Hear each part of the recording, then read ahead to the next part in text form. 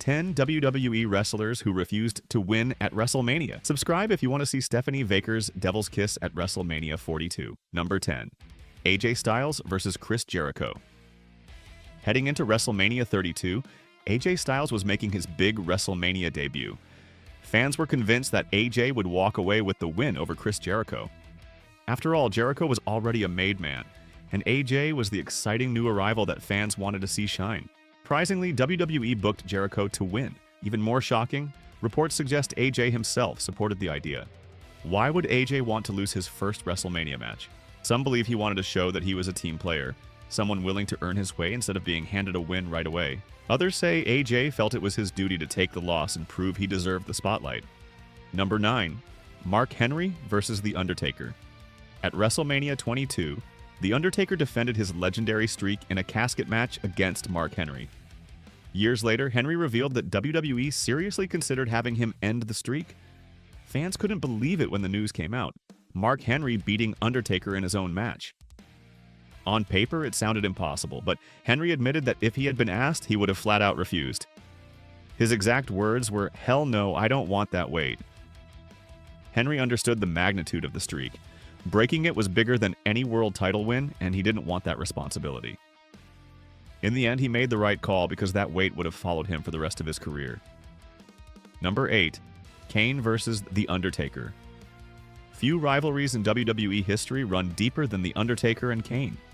The dead man loved working with his kayfabe brother so much that he reportedly suggested more than once that Kane should be the one to break the streak. WrestleMania 20 was one of the events considered for this to happen, and rumors swirled that it was also discussed in later years. But Kane, known as one of the most selfless wrestlers in WWE history, turned it down every time. Kane's reputation as a company man was unmatched, and saying no to ending the streak fit right in with his legacy of putting others first. When Undertaker gave Kane big victories later in their careers, it was seen as his way of repaying that loyalty. Number 7. The Rock vs. JBL. Back in 2005, WWE Creative floated an incredible idea for WrestleMania 21.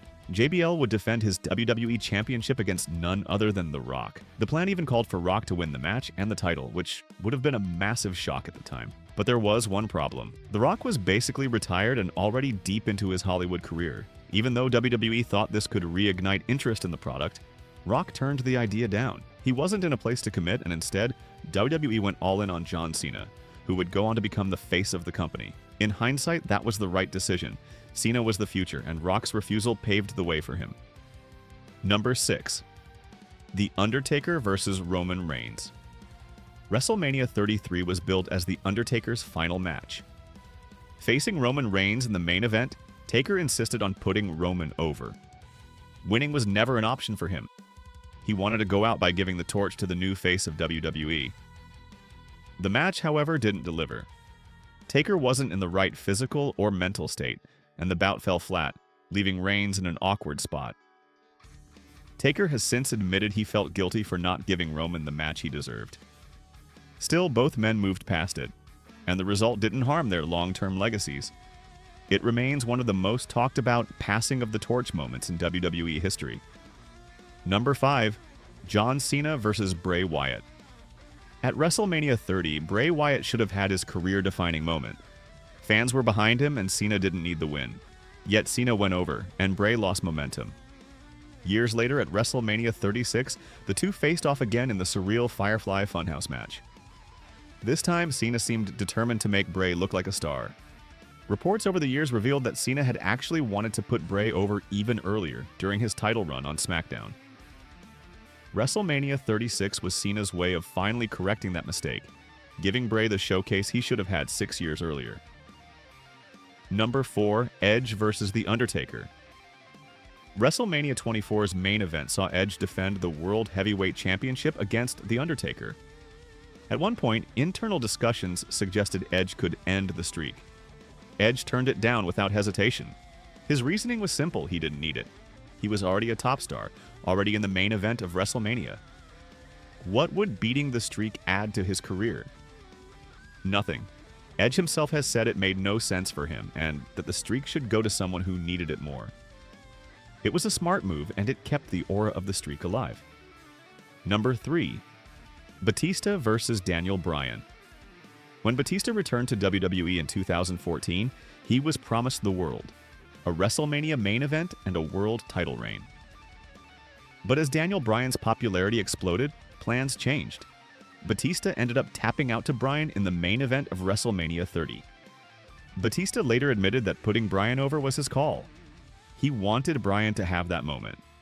What he didn't like was WWE's follow-up booking, which didn't protect Bryan's momentum. Still, WrestleMania 30 remains iconic, thanks in part to Batista's willingness to step aside. Number 2. Daniel Bryan vs. Kofi Kingston. The Kofi Mania storyline in 2019 is one of the most beloved in modern WWE. And behind the scenes, Daniel Bryan was the driving force. WWE never planned for Kofi to be in that spot, but Bryan pushed hard to make it happen. He insisted on losing to Kofi at WrestleMania 35, understanding that this was what fans wanted. Kofi has since given Bryan full credit for making his dream possible. Bryan's decision showed his commitment to elevating others and giving the fans what they craved. Number 1. Randy Orton vs. The Undertaker. At WrestleMania 21, Randy Orton was the legend killer, rising fast and in need of a huge win. WWE considered having him be the man to end The Undertaker's streak. Orton refused. Out of respect for the dead man, he turned the offer down. He knew it wasn't his time. The streak lived on, and later that year, Taker returned the favor by putting Orton over in other big matches like SummerSlam. Orton's decision cemented his reputation for respecting the business, even at a young age.